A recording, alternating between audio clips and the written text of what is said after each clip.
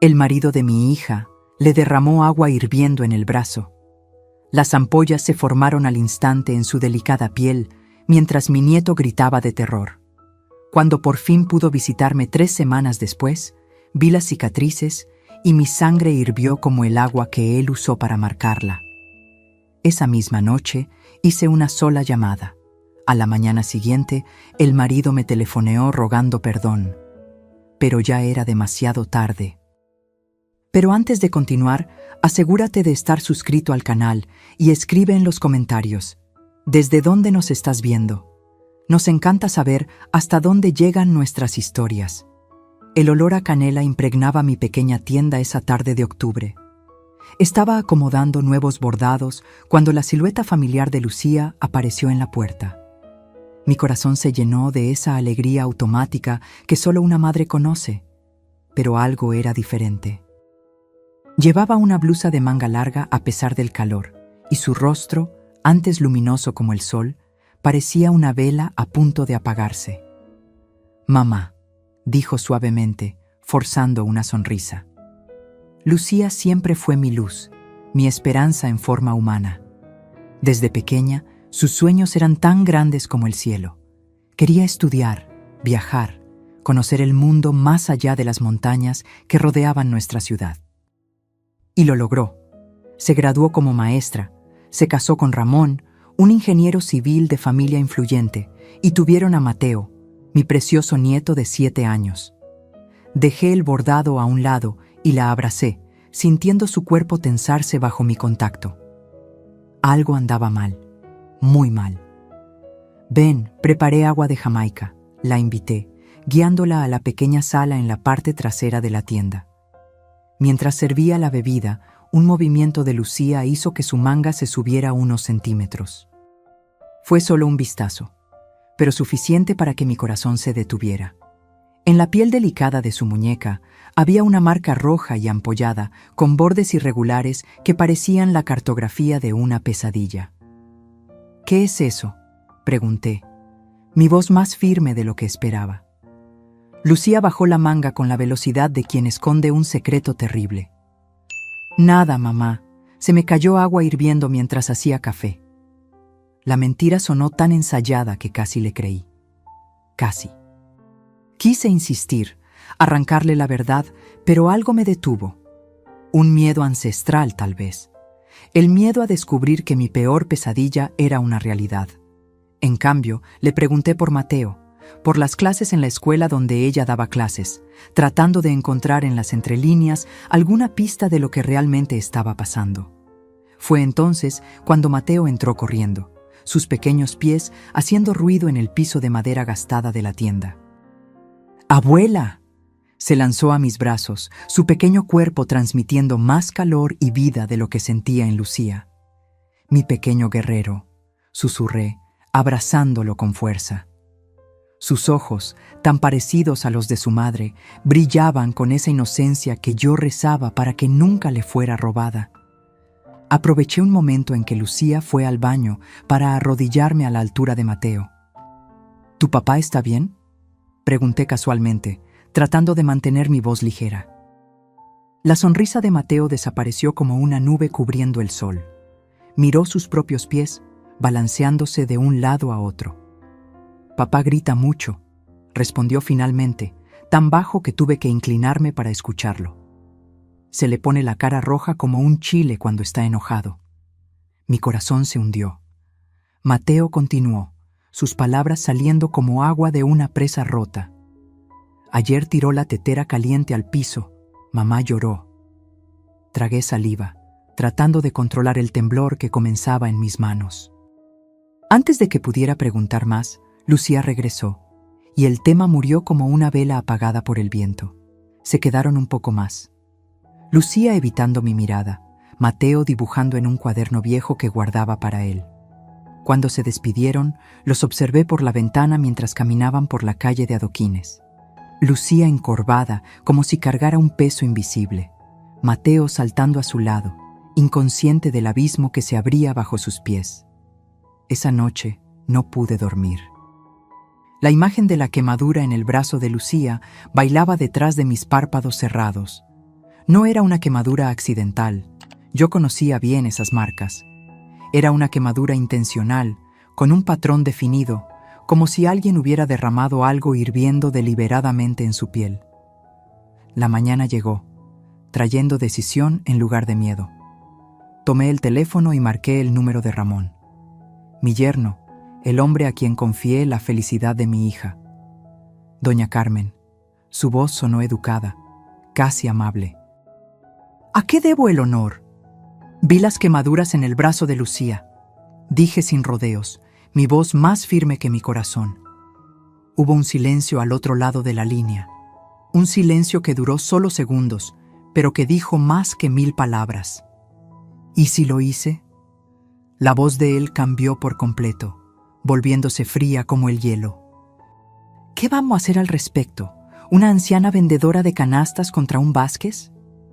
Su apellido, el de una de las familias más influyentes de la región, fue pronunciado como un escudo, una armadura que lo protegía de las consecuencias de sus actos. Colgué sin responder. Mis manos temblaban tanto que apenas pude poner el teléfono en el gancho. La verdad estaba allí, cruda y terrible como una herida abierta. Ramón estaba quemando a mi hija, marcándola con fuego, como si fuera ganado. Y él creía estar por encima de la ley gracias a su apellido. Pude haber llorado. Pude haberme ahogado en la desesperación. Pero en su lugar, sentí que algo diferente nacía dentro de mí. Algo antiguo y feroz, como una serpiente que despierta de un largo sueño. Ramón había cometido un error terrible. Había subestimado el poder de una madre. Tomé el teléfono de nuevo, pero esta vez marqué un número diferente. Un número que no usaba desde hacía años, guardado en una vieja agenda con la tapa descolorida. ¿Miguel? Mi voz sonó extraña a mis propios oídos. Soy yo, Carmen. Necesito tu ayuda. Miguel Saldaña había sido amigo de mi difunto marido, un hombre que conocía los rincones oscuros de la ley, los caminos que no aparecen en los mapas oficiales. Contestó al tercer timbrazo, como si hubiera estado esperando mi llamada todos estos años. Carmen, respondió simplemente. Por fin. 3 días después, estaba sentada en un café en el centro histórico de Morelia. El sol de la tarde doraba las fachadas coloniales, los turistas tomaban fotos de la magnífica catedral, y yo esperaba con una taza de café intacta frente a mí. Miguel llegó puntualmente, como siempre. Su cabello estaba más canoso, su rostro más marcado por el tiempo, pero sus ojos, esos ojos que veían a través de las personas, seguían siendo los mismos. «Muéstrame», pidió sin ceremonias, después de sentarse. Deslicé sobre la mesa un sobre café. Dentro estaban las fotos que había tomado con mi celular viejo mientras Lucía dormía en mi casa la noche anterior.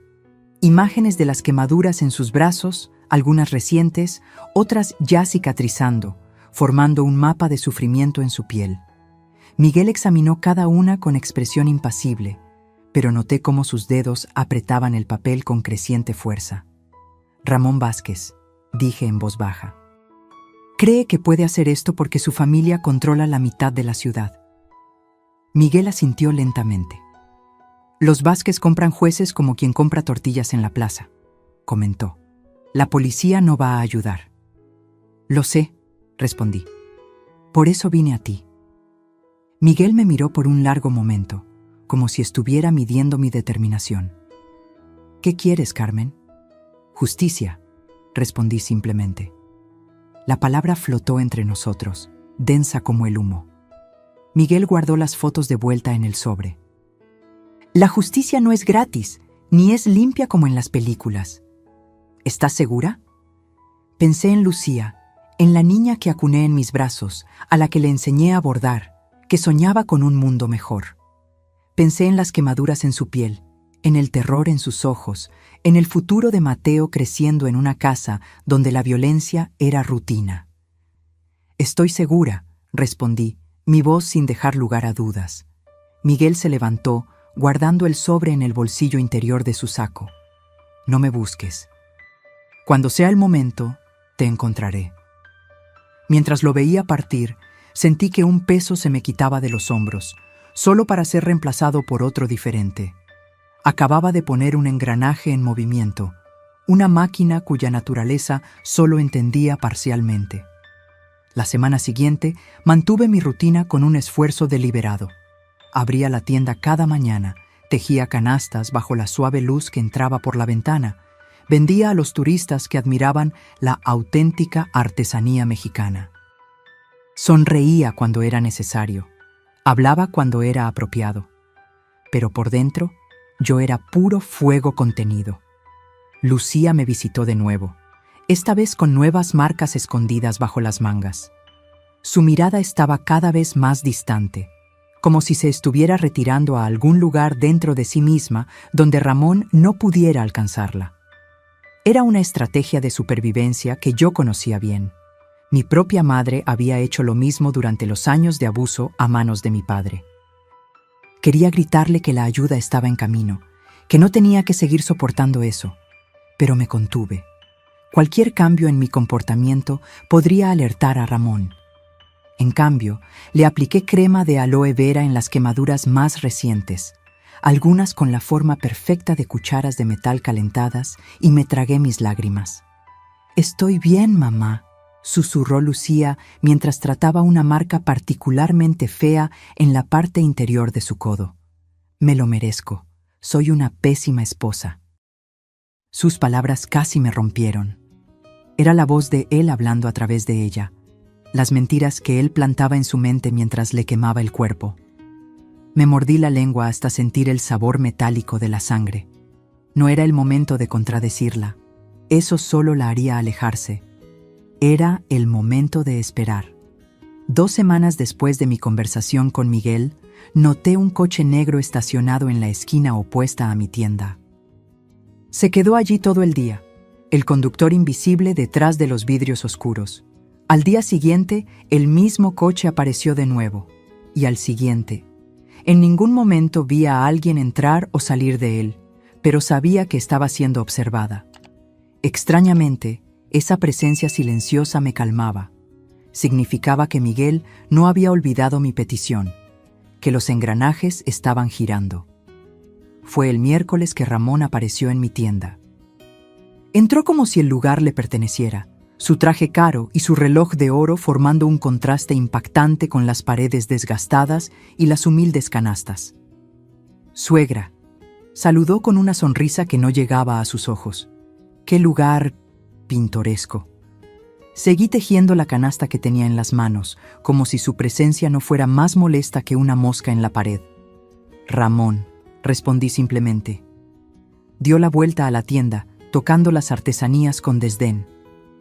«Sabe, he notado que Lucía está muy apegada a usted últimamente. Visitas frecuentes, llamadas largas». Mantuve mis ojos en mi trabajo. «Somos madre e hija». Sí, agitó la mano, desechando lo obvio. «Pero me preocupa que estas visitas la estén distrayendo de sus obligaciones en casa. Mateo necesita la atención de su madre. Yo necesito una esposa presente». Finalmente levanté los ojos para mirarlo. «Y Lucía necesita un marido que no la queme con agua hirviendo». Su sonrisa se congeló. Por un instante vi la máscara deslizarse, revelando la oscuridad que había debajo. Luego, tan rápido como apareció, la sombra se fue, reemplazada por el encanto calculado. «Ay, Carmen, siempre con su imaginación fértil. Lucía es tan torpe, siempre tiene accidentes en la cocina». Se acercó, inclinándose sobre el mostrador. «Sería una pena que esos accidentes empeoraran, ¿no cree?» El miedo me atravesó como un cuchillo, pero no lo demostré.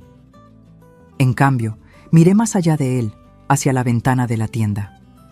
El coche negro seguía allí, silencioso como una promesa. «Sería una pena de verdad», respondí con calma, «para todos los involucrados». Ramón entrecerró los ojos, tratando de descifrar el significado detrás de mis palabras.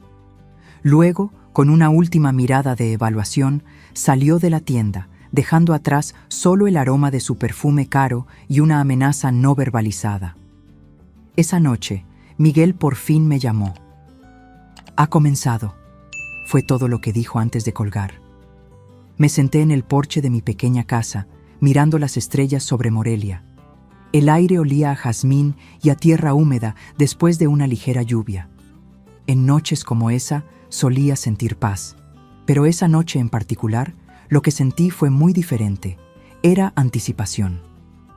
A la mañana siguiente, la noticia llegó como un trueno en un día despejado. Ramón Vázquez, el respetable ingeniero de familia tradicional, estaba bajo investigación federal. Malversación, fraude en licitaciones, lavado de dinero. Las acusaciones se acumulaban como nubes de tormenta.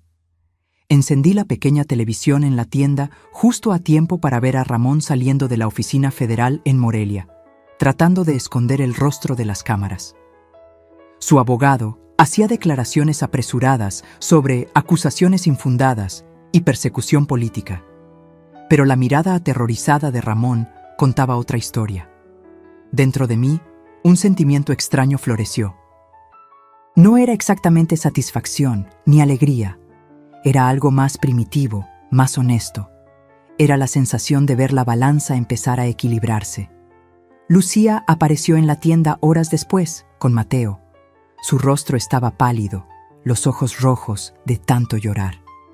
¿Viste las noticias?, preguntó en voz baja, después de que Mateo se distrajera con un juego de soldaditos de madera que yo guardaba para él.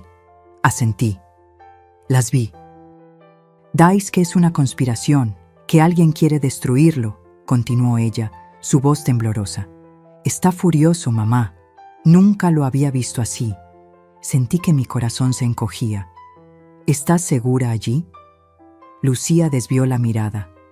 Él no regresó a casa anoche.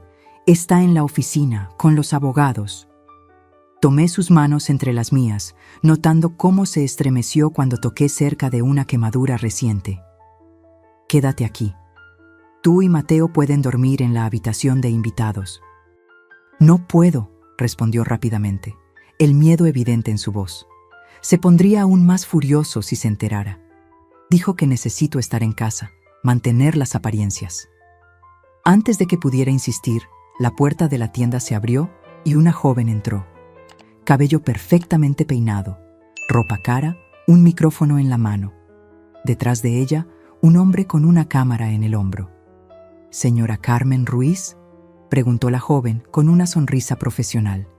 «Soy Alejandra Mendoza, de Televisión Michoacán. Nos gustaría hablar sobre su yerno, Ramón Vázquez».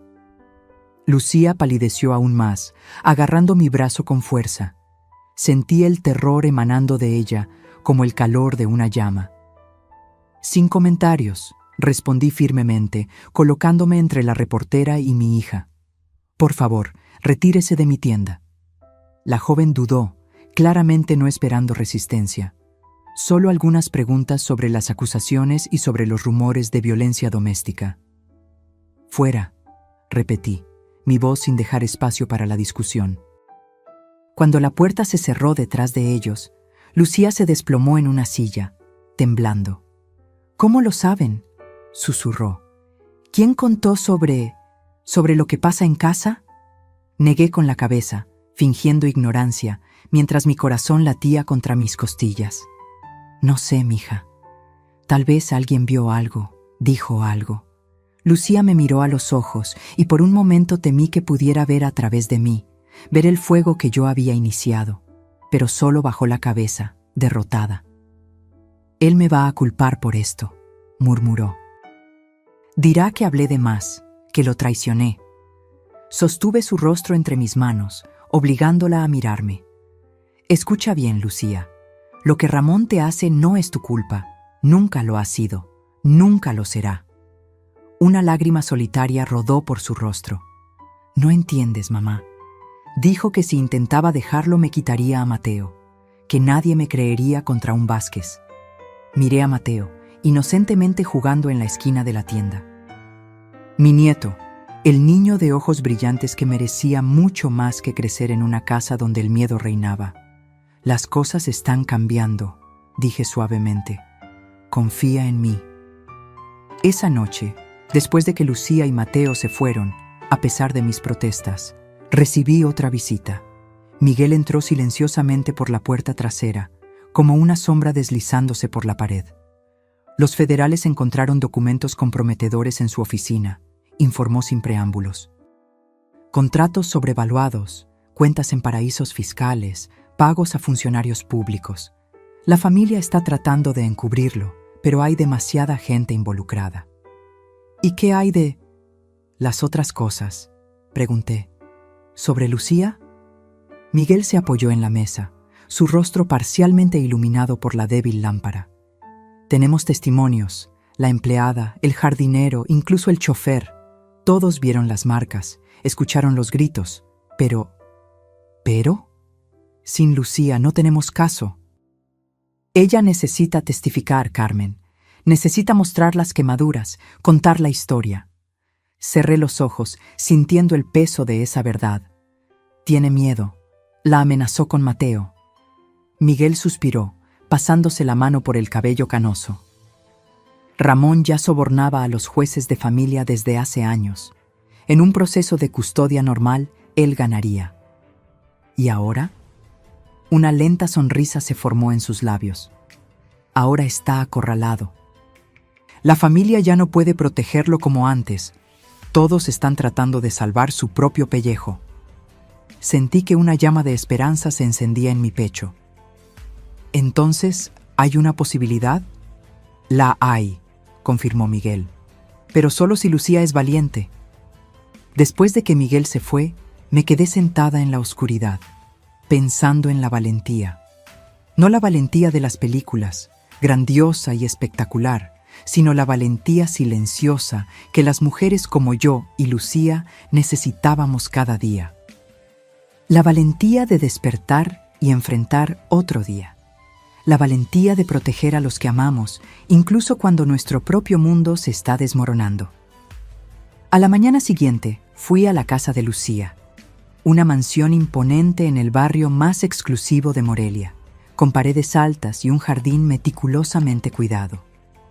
Un monumento a la riqueza de los Vázquez y para mi hija, una prisión dorada.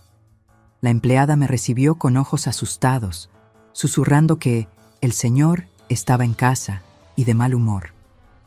Ignoré su advertencia y me dirigí directamente a la sala de estar, donde encontré a Ramón al teléfono, el rostro rojo de ira. «No me importa lo que cueste», le gritaba al aparato. «Compra al maldito juez, compra al fiscal, compra a quien sea necesario». Cuando me vio, sus ojos se entrecerraron peligrosamente. «Te llamo luego», murmuró al teléfono antes de colgar. «¿Qué hace aquí, suegra?» «Vine a ver a mi hija», respondí con calma, aunque sentía que mi corazón se aceleraba. «Lucía está indispuesta», respondió secamente. «Vuelva otro día». Me mantuve firme. «¿Dónde está Ramón?» Algo en mi voz debió sonar diferente, porque me estudió con renovada atención. «¿Por qué la prisa, Carmen? ¿Por qué ahora?» Se acercó, su perfume caro invadiendo mi espacio. Curioso cómo todas estas acusaciones surgieron de repente, ¿no?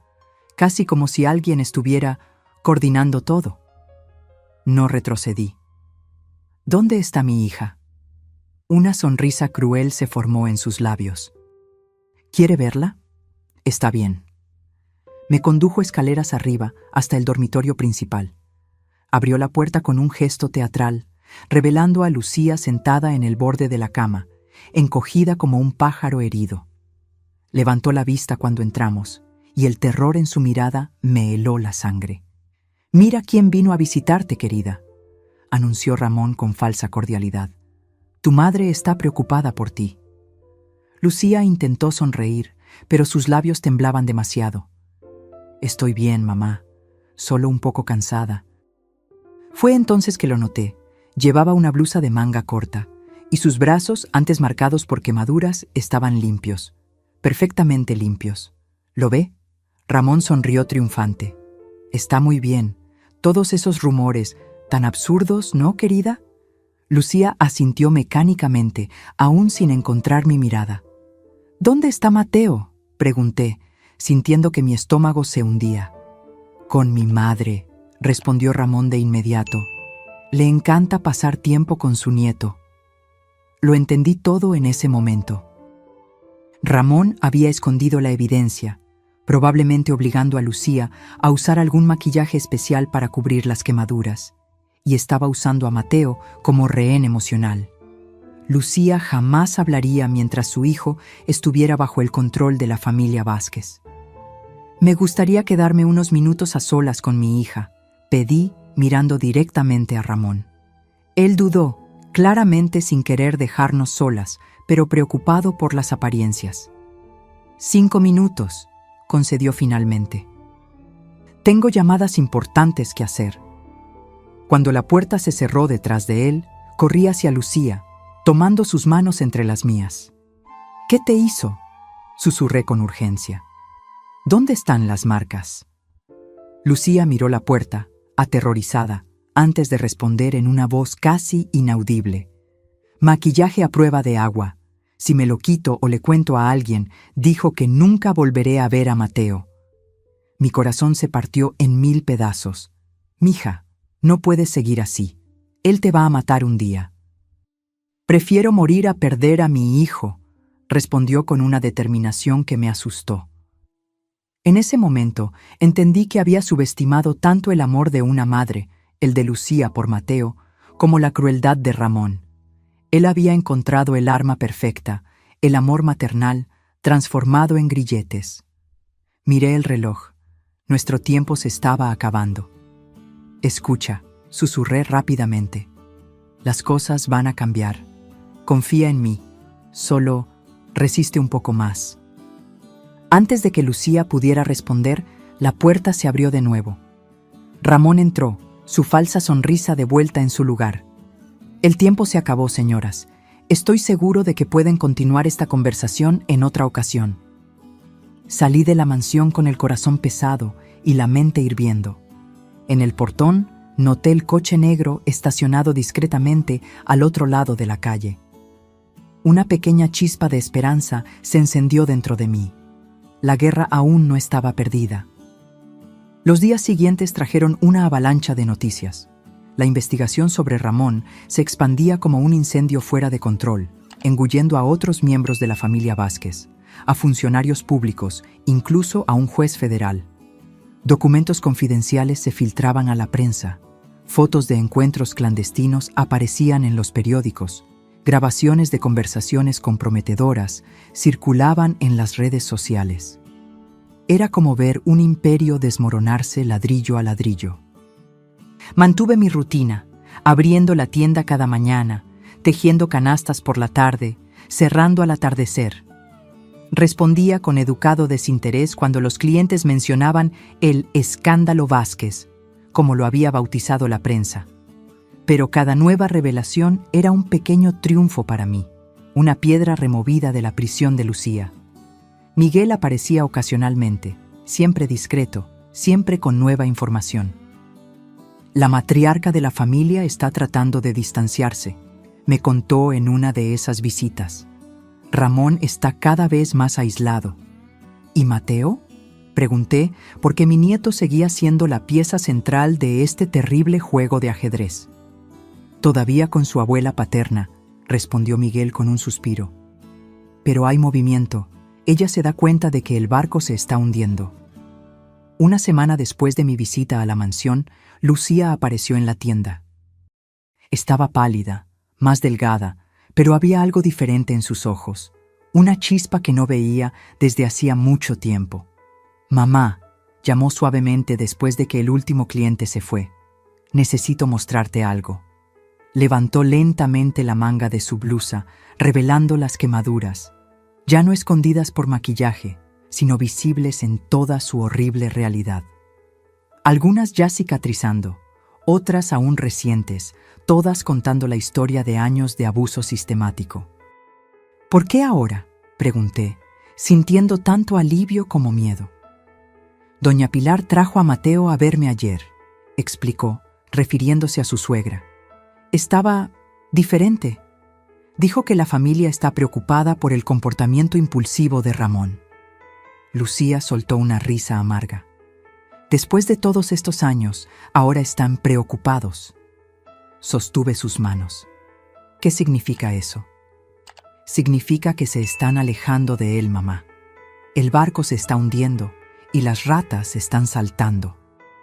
Sus ojos se encontraron con los míos, determinados. Estoy lista para hablar. Esa misma tarde, Miguel trajo a una fiscal federal a mi tienda. Diana Ortiz era una mujer de unos 40 años, con ojos incisivos que no se le escapaba nada y una postura que transmitía autoridad sin esfuerzo. Escuchó el testimonio de Lucía en silencio, tomando notas ocasionales, su rostro permaneciendo profesional, pero vi cómo sus ojos se suavizaban cuando mi hija mostraba las cicatrices más severas. ¿Cuánto tiempo lleva pasando esto?, preguntó Diana, su voz controlada. Comenzó sutilmente, respondió Lucía, su voz más firme de lo que esperaba. Primero fueron insultos, luego empujones. La primera quemadura fue hace 2 años, cuando derramé café en su periódico sin querer. Él calentó una cuchara en la estufa y la presionó contra mi muñeca, diciendo que necesitaba aprender a ser más cuidadosa. Diana asintió, documentando cada palabra. ¿Y la más reciente? Lucía bajó el cuello de su blusa, revelando una marca rojiza en la clavícula. Hace 3 días, agua hirviendo. Dijo que no había preparado el té a la temperatura correcta. Vi a Diana tragar saliva, su profesionalismo momentáneamente perturbado. Señora Vázquez, necesitaremos un examen médico completo para documentar todas las lesiones. También necesitaremos testimonios anteriores, alguien que haya presenciado el abuso o visto las marcas antes. Yo las vi, dije de inmediato, muchas veces. La empleada también, añadió Lucía. Y el chofer. A Ramón no le importaba quién estuviera viendo cuando sucedía. Arrogancia, comentó Miguel desde su rincón. Típico. Creía que estaba por encima de la ley. Diana cerró su cuaderno de notas. Tenemos pruebas suficientes para una orden de arresto por el delito de violencia doméstica. Con eso y las acusaciones financieras, no saldrá pronto. ¿Y Mateo?, preguntó Lucía, el miedo regresando a su voz. Mi hijo. Con la evidencia que tenemos, conseguiremos una orden de custodia temporal para usted, aseguró Diana. Su familia puede intentar luchar, pero en las circunstancias actuales, no lucharán, interrumpió Miguel, con una leve sonrisa en los labios. Los Vázquez son ratas que dejan el barco que se hunde.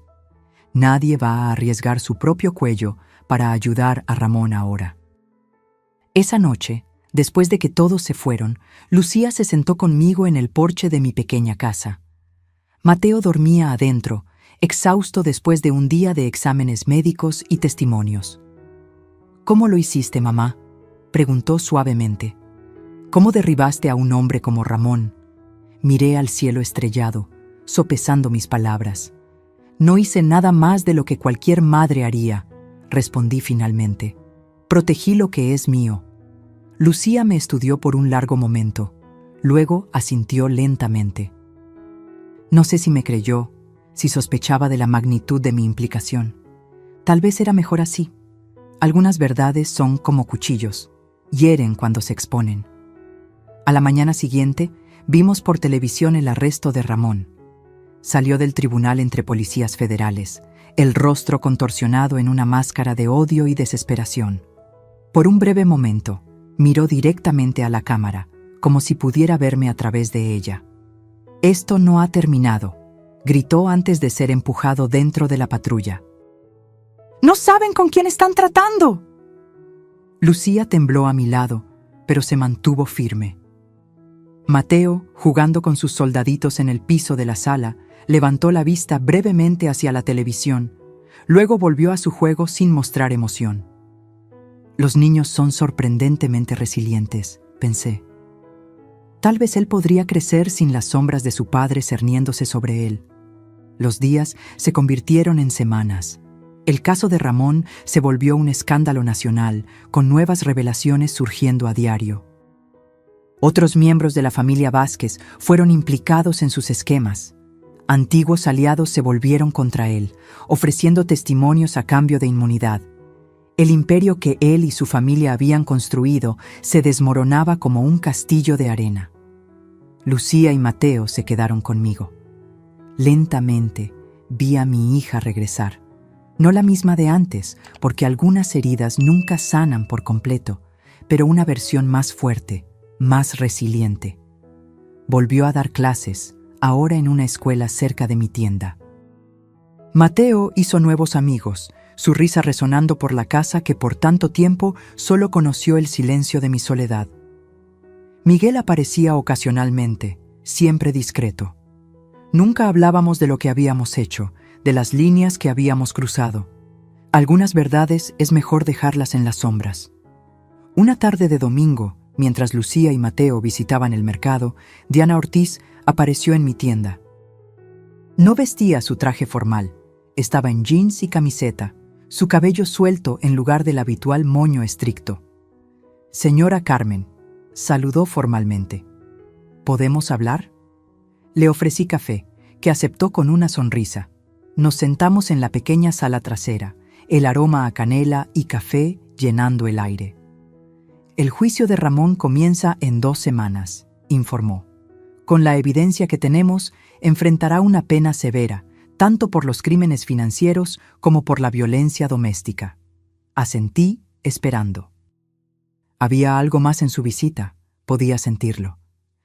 «Curioso cómo todo se desencadenó», continuó, sus ojos estudiándome. «Todas las pruebas surgiendo simultáneamente, los testimonios, los documentos filtrados, casi como si alguien estuviera orquestando todo». Mantuve mi expresión neutral, revolviendo mi café lentamente. «La justicia tiene sus propios caminos, ¿no es así?». Diana sonrió ligeramente. «Sí, los tiene». Tomó un sorbo de café antes de continuar. «Sabe, en la Facultad de Derecho, mi profesor decía que hay 2 tipos de justicia, la de los tribunales y la de la calle. La primera es lenta, imperfecta, a veces falla. La segunda es rápida, eficiente, pero peligrosa». «¿Y cuál prefiere usted?», pregunté. «Depende del día», respondió con una sinceridad sorprendente. Luego, colocando la taza sobre la mesa, añadió: «Algunas personas no merecían el poder que tenían. Ramón Vázquez es una de ellas». Nos quedamos en silencio por un momento, un entendimiento no verbalizado flotando entre nosotras. «¿Qué pasó con su familia?», pregunté finalmente. «La madre regresó a España. Los hermanos están tratando de salvar lo que pueden de los negocios, distanciándose de él». Diana dudó. Luego continuó: «La parte interesante es que nadie está realmente luchando por él. Es como si todos supieran que se merece lo que le está pasando». Cuando Diana se fue, me quedé sentada sola, contemplando el torbellino de los últimos meses. Había desatado fuerzas que apenas comprendía, puesto en movimiento engranajes que ahora giraban por su cuenta. Había cruzado líneas que nunca imaginé cruzar.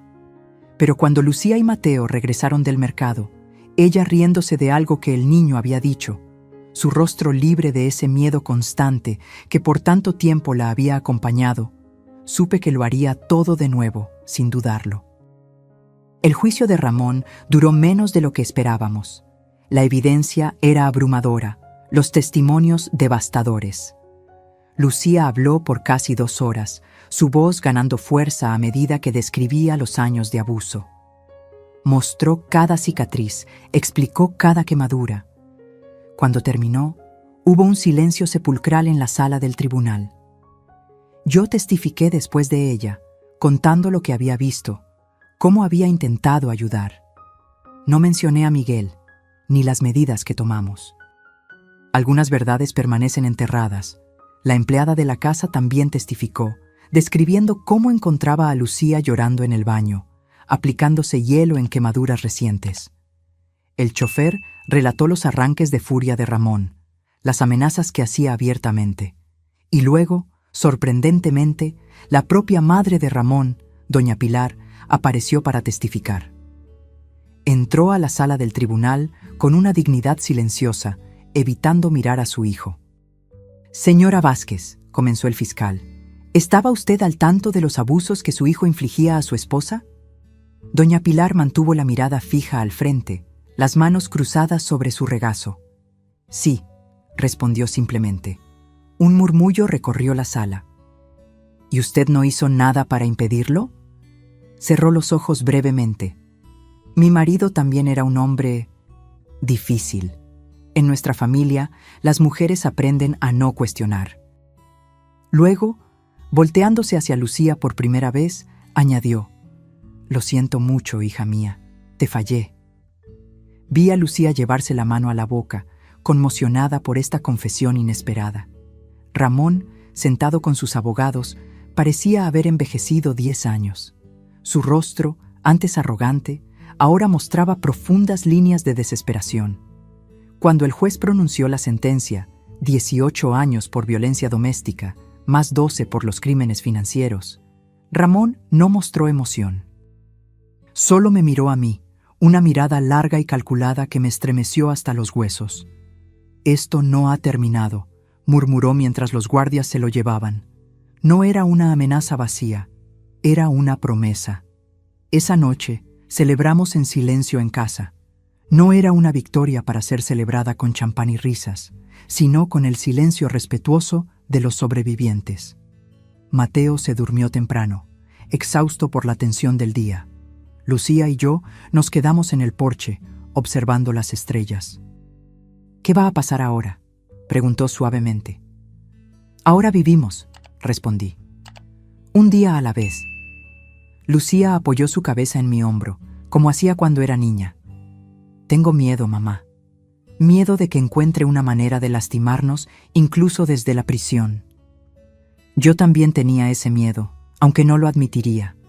La familia Vázquez podía estar debilitada, pero aún tenía conexiones, dinero, influencia. Y Ramón tenía tiempo, mucho tiempo para planear, para cultivar su odio, para soñar con la venganza. No dejaré que las lastime de nuevo, prometí, sabiendo que era una promesa que tal vez no podría cumplir. Nunca más. 3 meses después del juicio, la vida había encontrado un nuevo ritmo. Lucía daba clases a tiempo completo, Mateo se adaptaba bien a la nueva escuela y yo seguía con mi tienda de artesanías. Raramente hablábamos de Ramón o de lo que habíamos pasado. Era como si intentáramos borrar ese capítulo de nuestras vidas. Entonces, un miércoles común, Miguel apareció en la tienda. Su rostro estaba más grave de lo habitual, los ojos sombríos. Hubo un intento de fuga, informó sin preámbulos. Ramón y otros 2 prisioneros. Los guardias los interceptaron a tiempo. Sentí que mi corazón se detenía por un instante. ¿Estaba viniendo para acá? ¿Para nosotros? Miguel asintió lentamente. Encontraron mapas, notas. Había planeado todo cuidadosamente.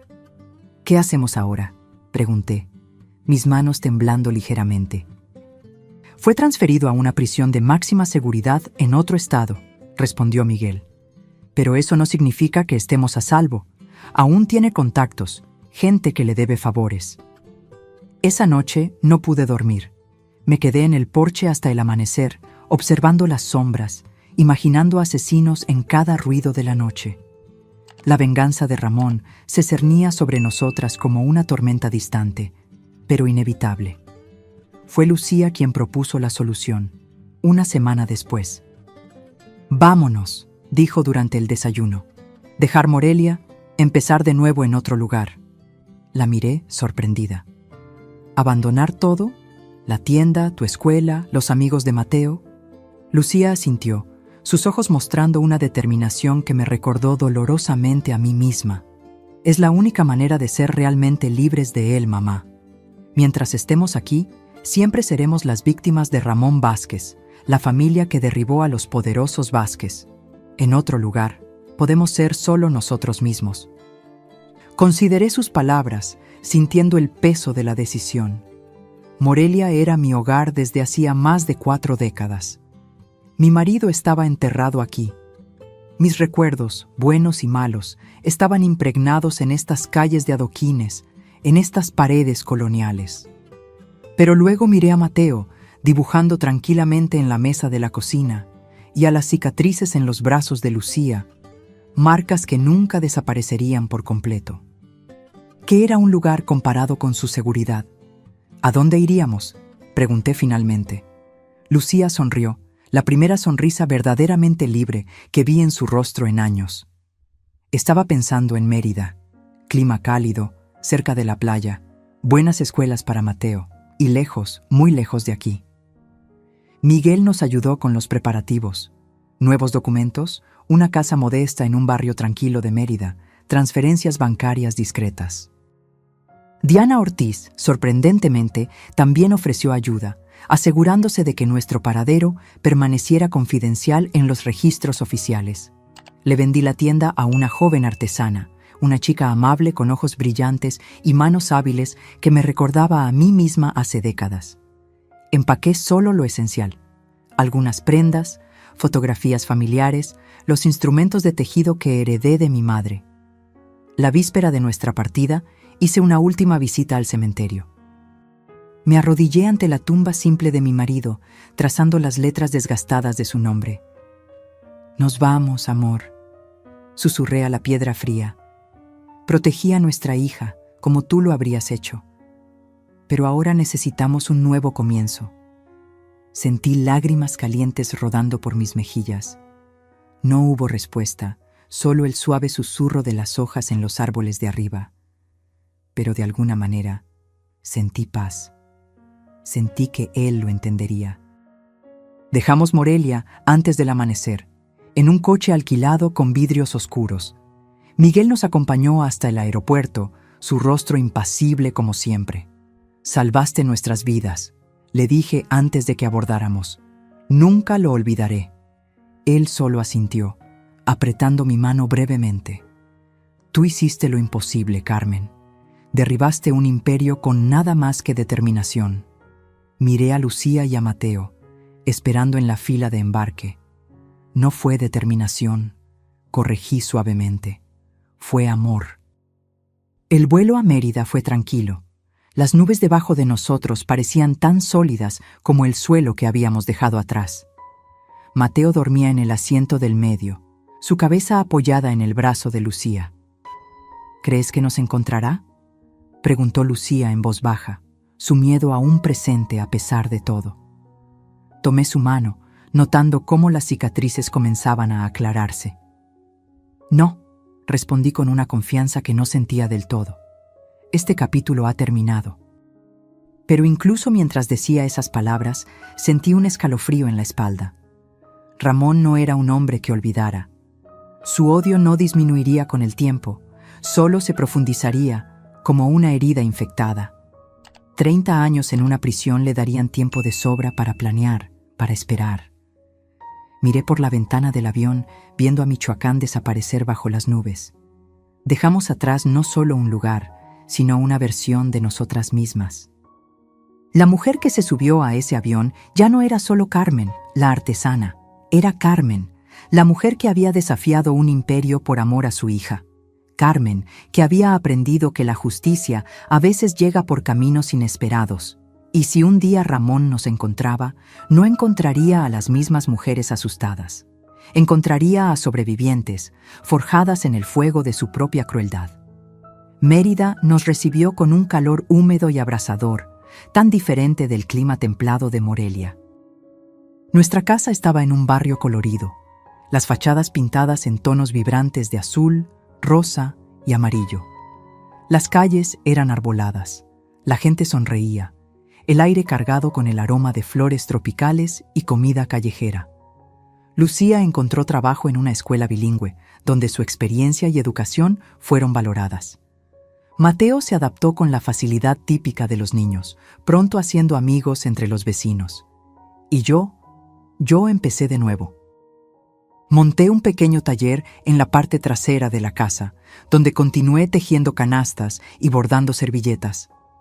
Al principio, solo vendía a vecinos y amigos de Lucía.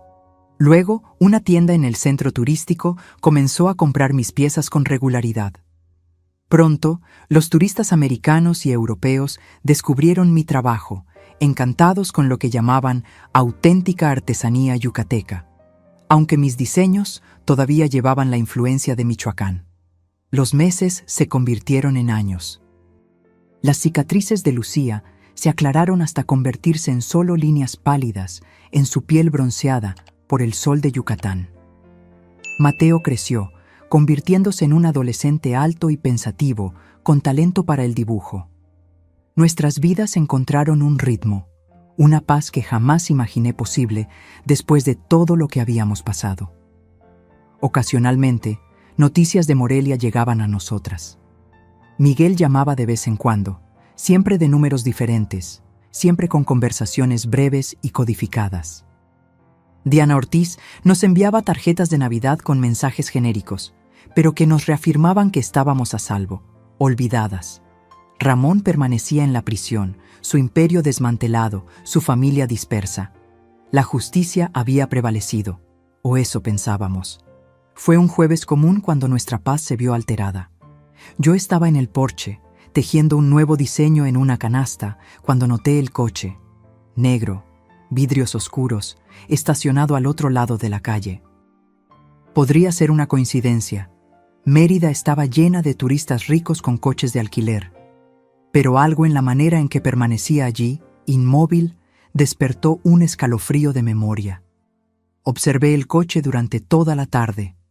No se movió, nadie entró ni salió.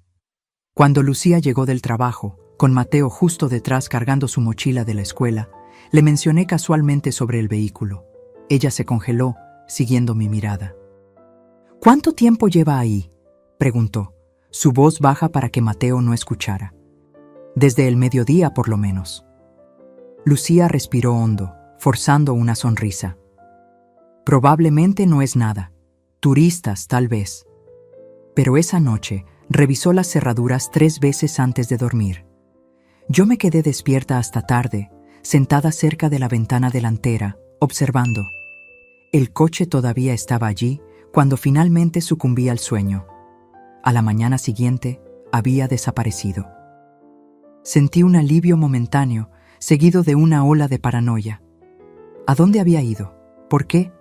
¿Quién nos estaba observando? Llamé a Miguel ese mismo día, usando el número de emergencia que él nos había dado años atrás.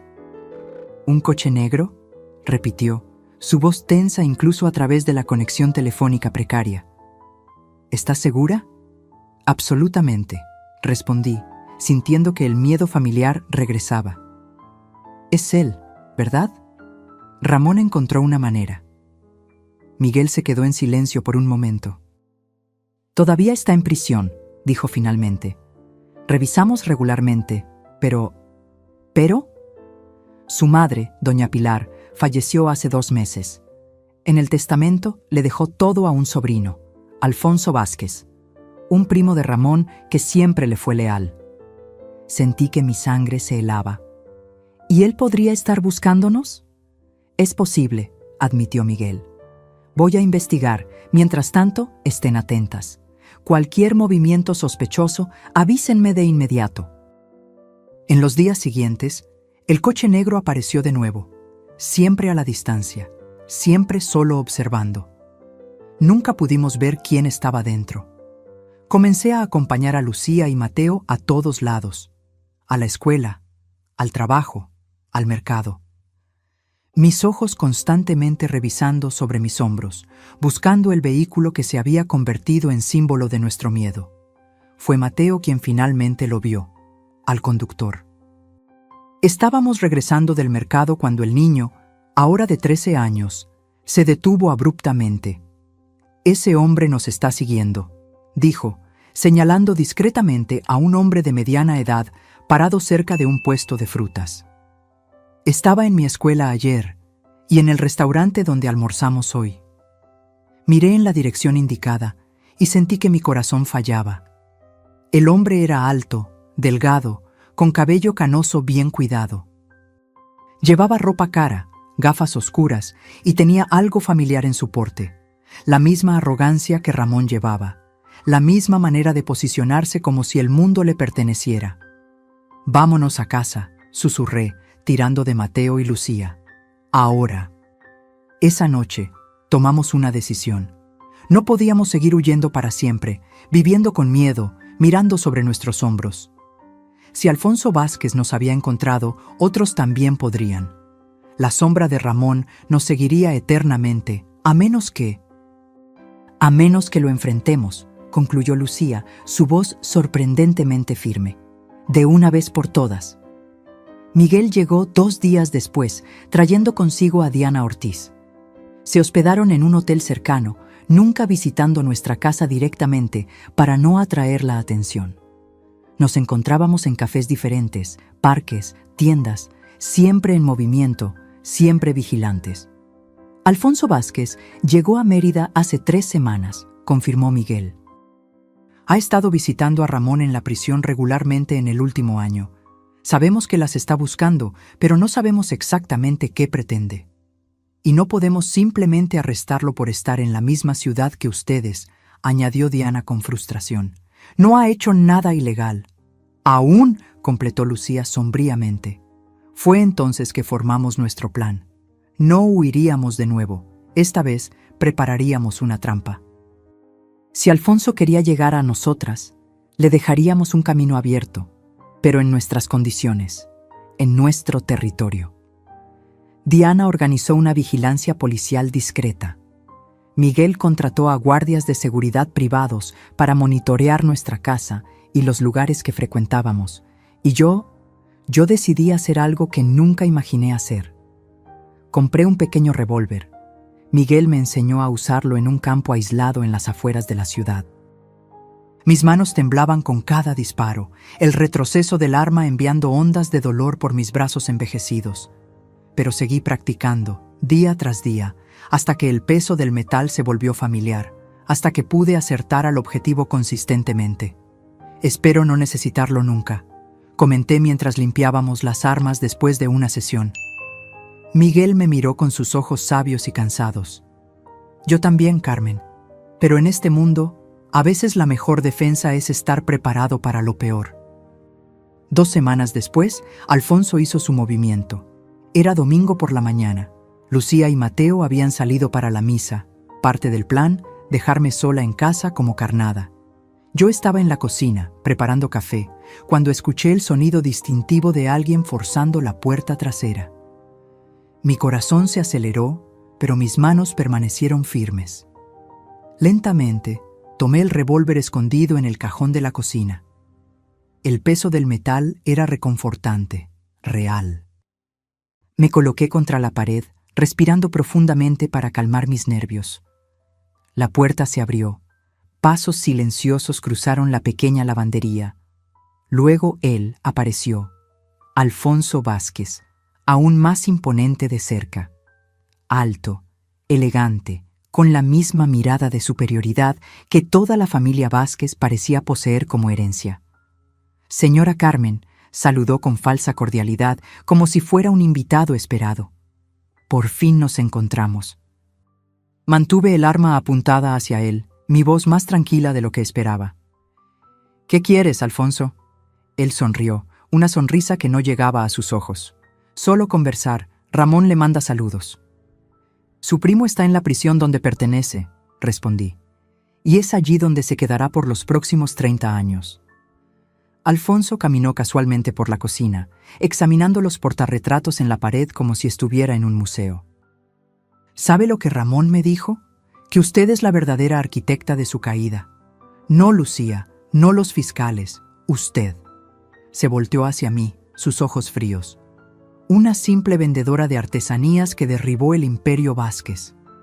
¿Qué quieres? Repetí, mi dedo firme en el gatillo.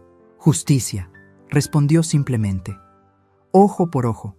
Usted destruyó su vida, así que él me envió a destruir la suya. Fue en ese momento que noté el brillo metálico en su mano. Un cuchillo, largo y afilado. Mi corazón se aceleró, pero mantuve la compostura. No vas a lastimar a mi familia, declaré, mi voz sin dejar lugar a dudas. Alfonso se rió, un sonido frío y calculado. No pretendo lastimar a nadie, Carmen, solo llevarle un mensaje de vuelta a Ramón. Dio un paso adelante, el cuchillo reflejando la luz de la mañana, que su venganza ha sido consumada. En ese momento escuché sirenas a lo lejos. la señal de que Miguel y Diana habían detectado la invasión, de que la ayuda estaba en camino. Pero Alfonso también la escuchó. Su rostro se contorsionó de furia. «Usted planeó esto», siseó, avanzando hacia mí. No dudé. El entrenamiento de Miguel tomó el control, mi cuerpo actuando por instinto. 2 disparos, no para matar, sino para inmovilizar. El primero le dio en el hombro, el segundo en la pierna. Alfonso cayó, el cuchillo tintineando en el piso de baldosas. La policía llegó minutos después, seguida por Miguel y Diana. Mientras los paramédicos atendían a Alfonso, yo permanecí sentada en el porche, el revólver ahora seguro en las manos de Miguel. Mi cuerpo temblaba incontrolablemente, la adrenalina finalmente disipándose. «Se acabó», dijo Diana, sentándose a mi lado. «De verdad, esta vez». «¿Cómo puedes estar segura?», pregunté, mi voz débil. «Porque encontramos evidencia en el hotel de Alfonso, cartas de Ramón, detallando todo el plan». No solo quería asustarlas, quería eliminar a los testigos que lo pusieron en prisión. Diana colocó su mano en mi hombro. «Con esto, Ramón enfrentará nuevas acusaciones. Conspiración para asesinato. Su sentencia será extendida, probablemente para el resto de su vida». Cuando Lucía y Mateo regresaron, encontraron la casa rodeada de patrullas policiales y una ambulancia. Lucía corrió hacia mí, el pánico en sus ojos. «Estoy bien», aseguré, abrazándola con fuerza. «Todos estamos bien ahora». Esa noche, después de que todos se fueron, la policía, los paramédicos, Miguel y Diana, me senté en el porche con Lucía y Mateo. El cielo de Mérida estaba despejado, salpicado de estrellas que parecían infinitamente más brillantes después de todo lo que habíamos pasado. «Pudiste haber muerto hoy», dijo Lucía suavemente, sosteniendo mi mano. Sus cicatrices se rozaron contra mi piel arrugada, marcas de batallas diferentes, pero ambas testigos de nuestra supervivencia. «Pero no morí», respondí simplemente, «y ahora él nunca más nos alcanzará». Mateo, que se había mantenido inusualmente callado desde que regresó a casa y descubrió lo que había sucedido, finalmente habló. «¿Le disparaste, abuela? ¿De verdad?» Miré a mi nieto, ahora casi un hombre, pero aún con esa inocencia en la mirada que tanto había luchado por preservar. «Sí», respondí honestamente, «para proteger a nuestra familia». Él asintió lentamente, absorbiendo esta nueva verdad sobre su abuela de 60 y tantos años. No solo una tejedora de canastas, sino una mujer capaz de enfrentar el mal cuando era necesario. «Eres valiente», dijo finalmente. Sonreí, acariciando su cabello como lo hacía cuando era pequeño. «No, mijo, solo una madre, solo una abuela». En los días que siguieron, nuestra historia fue brevemente noticia. Primero a nivel local, luego nacionalmente cuando se estableció la conexión con el caso Vázquez. Periodistas aparecieron en nuestra puerta, queriendo detalles, queriendo transformar nuestro dolor en titulares. Rechazamos todas las entrevistas, todos los invitados a programas de televisión. Nuestra historia era nuestra, no un espectáculo para el consumo público. Diana se aseguró de que los procesos legales fueran discretos. Alfonso fue acusado de intento de homicidio, posesión ilegal de arma y conspiración. Las cartas encontradas en su habitación de hotel sirvieron como evidencia no solo contra él, sino también contra Ramón, quien recibió nuevas acusaciones de conspiración para asesinato directamente desde su celda en la prisión. «Nunca más verá la luz del día como un hombre libre», me aseguró Miguel en su última visita antes de regresar a Morelia. «Ahora puedes descansar, Carmen». Descansar.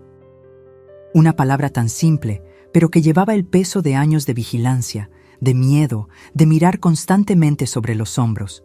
¿Podría ser verdad? ¿Que finalmente éramos libres? 6 meses después del incidente con Alfonso, nuestra vida había encontrado un nuevo ritmo. Lucía recibió un ascenso en la escuela, convirtiéndose en coordinadora pedagógica. Mateo, inspirado tal vez por los eventos recientes, decidió que quería estudiar Derecho cuando terminara la preparatoria. para ayudar a personas como nosotros, abuela, explicó con la simplicidad directa de la juventud. En cuanto a mí, abrí una pequeña tienda en el centro histórico de Mérida, no solo para vender mis artesanías, sino para enseñar. 2 veces por semana ofrecía clases de tejido a mujeres locales, muchas de ellas provenientes de situaciones de vulnerabilidad. No se trataba solo de canastas y bordados, se trataba de independencia, de crear con las propias manos, de transformar el dolor en belleza. En una de esas clases, una joven llegó con el rostro marcado por moretones mal disimulados bajo maquillaje espeso. Sus manos temblaban mientras intentaba aprender los primeros puntos de bordado. Reconocí en ella el mismo miedo que había visto en los ojos de Lucía años atrás. Después de la clase, le ofrecí un café en el pequeño espacio en la parte trasera de la tienda. Ella aceptó vacilante, sus ojos revisando constantemente el reloj, la señal de alguien con miedo de llegar tarde, de provocar la ira de un agresor. «Mi nombre es Carmen», dije suavemente, sirviendo el café en tazas de cerámica de colores. «Y puedo ayudar si quieres». Ella levantó la vista, sorprendida. «¿Ayudar con qué?» «Con cualquier cosa que necesites», respondí, indicando discretamente los moretones en su rostro. A veces necesitamos algo más que solo aprender a bordar. La joven, Gabriela era su nombre, se echó a llorar. Me contó sobre su marido violento, sobre el miedo constante, sobre la vergüenza que le impedía buscar ayuda. «¿Crees que no hay salida?», dije, no como una pregunta, sino como una constatación. «Que él es demasiado poderoso, que nadie te creerá, que estás sola». Ella asintió, secándose las lágrimas con el dorso de la mano. «Yo también lo pensaba una vez», continué, levantando las mangas para mostrar mis propias cicatrices, no de quemaduras como las de Lucía, sino marcas de mi propia batalla con Alfonso. «Pero no estamos solas, Gabriela, nunca estamos realmente solas». Esa misma tarde, llamé a Diana, quien ahora trabajaba en una organización de defensa de los derechos de las mujeres. Al día siguiente, Gabriela tenía un lugar seguro para quedarse, asesoramiento legal y el primer destello de esperanza en años. Así nació el Santuario de las Tejedoras. No oficialmente, no como una organización formal, sino como una red silenciosa de mujeres ayudando a otras mujeres. Mi tienda se convirtió en más que un negocio. Se convirtió en un refugio, un lugar donde las mujeres marcadas por la violencia podían encontrar no solo seguridad momentánea, sino un camino hacia la libertad. Lucía se unió a mí en este trabajo, ofreciendo asesoramiento psicológico después de completar un curso de especialización. Mateo, incluso siendo joven, ayudaba con cuestiones técnicas, creando un sitio web discreto, sistemas de comunicación seguros, identificando recursos legales. Miguel y Diana seguían siendo aliados distantes, pero presentes cuando era necesario. Un ciclo se había cerrado. El dolor que habíamos vivido se había transformado en propósito, en sanación no solo para nosotras, sino para otras. En una noche particularmente calurosa, 3 años después del incidente con Alfonso, Lucía y yo estábamos sentadas en el porche, observando el cielo. Mateo estaba dentro de la casa, estudiando para los exámenes finales de la preparatoria. ¿Alguna vez te imaginaste cómo habría sido nuestra vida si nunca me hubiera casado con Ramón?, preguntó Lucía suavemente. Consideré la pregunta, balanceándome suavemente en la vieja mecedora. Más tranquila, sin duda, menos dolor, menos cicatrices. Pero también sin Mateo, añadió, sin el santuario, sin todas las mujeres a las que ayudamos. Miré a mi hija, ya no la joven asustada de años atrás, sino una mujer fuerte, segura, con propósito. Las cicatrices en sus brazos se habían aclarado hasta casi desaparecer, aunque ambas sabíamos que permanecerían para siempre, invisibles excepto bajo la luz correcta. No elegimos las heridas que recibimos, respondí finalmente. Pero podemos elegir qué hacemos con ellas después. Lucía asintió, reposando la cabeza en mi hombro como hacía cuando era niña. ¿Sabes lo que pienso a veces, mamá? que tal vez la verdadera justicia no fue cuando lo arrestaron o cuando le disparamos a Alfonso. ¿No? No, la verdadera justicia es esto: estar aquí, viviendo bien, ayudando a otras, transformando lo que él quería que fuera nuestra destrucción en fuerza para otras mujeres. Sus palabras tocaron algo profundo en mí. Durante tantos años pensé en la justicia como un castigo. Ramón en la prisión, Alfonso neutralizado. Pero Lucía tenía razón. La verdadera justicia era más profunda, más duradera. Era la transformación del dolor en propósito, del miedo en valentía, del silencio en voz. Esa noche, cuando finalmente me retiré, me detuve frente al espejo de la habitación. El rostro que me miraba era el de una mujer de casi 70 años. Cabello completamente canoso, líneas profundas alrededor de los ojos y la boca, manos nudillos de décadas tejiendo canastas. Pero también el rostro de una guerrera, de una sobreviviente, de una mujer que había enfrentado lo peor que la vida podía ofrecer y había emergido entera. Ya no solo Carmen, la artesana, ahora Carmen, la protectora, Carmen, la justiciera. El revólver que había usado contra Alfonso permanecía guardado en una caja de madera en el fondo del armario. No lo había tocado en años y esperaba no necesitarlo nunca más. Pero su presencia era un recordatorio de que la justicia a veces requiere más que leyes y tribunales, de que el amor de una madre puede ser la fuerza más poderosa y peligrosa que existe. A la mañana siguiente recibí una llamada de Diana. Ramón está muerto, informó sin preámbulos. Suicidio en la prisión, aparentemente. Sentí una ola de emociones complejas, no alegría, no exactamente alivio, tal vez solo la sensación de un círculo que finalmente se cerraba. ¿Cómo?, pregunté simplemente. Se ahorcó con las sábanas, dejó una carta. Diana dudó. La mencionó a usted, Carmen. Dijo que usted ganó. Después de colgar, me quedé un largo tiempo sentada en el patio, observando a los colibríes en las flores de hibisco. La noticia de la muerte de Ramón debería haber traído un alivio completo, un cierre. Pero en su lugar, solo sentí una quietud reflexiva, como el silencio después de una tormenta devastadora. No se lo conté de inmediato a Lucía. Dejé que tuviera un día más de paz sin pensar en Ramón. Esa noche, cuando finalmente compartí la noticia, su reacción fue similar a la mía. No alegría, no tristeza, solo aceptación silenciosa. Es extraño, comentó mientras preparábamos la cena juntas.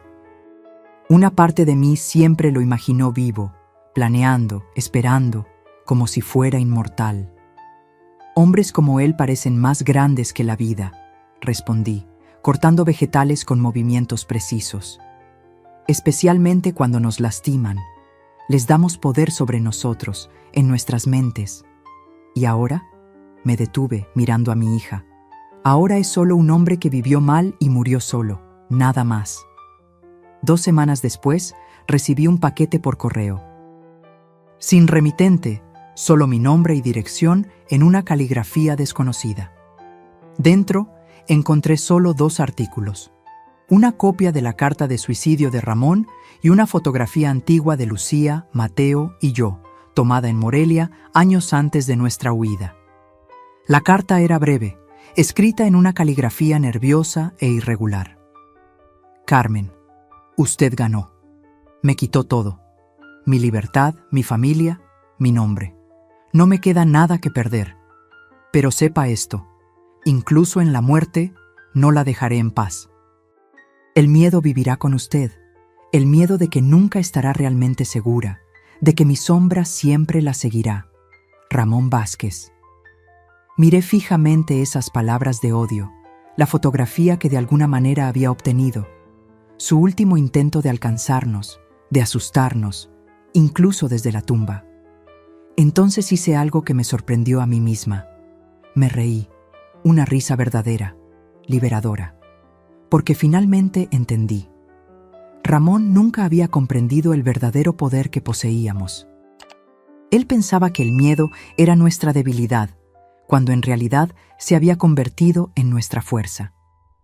Quemé la carta y la foto en el patio, observando las llamas consumir las últimas palabras de un hombre que una vez pensó que era intocable. Mientras el humo subía hacia el cielo azul de Yucatán, sentí que los últimos vestigios de miedo se disipaban. Esa noche, abrí la caja donde guardaba el revólver.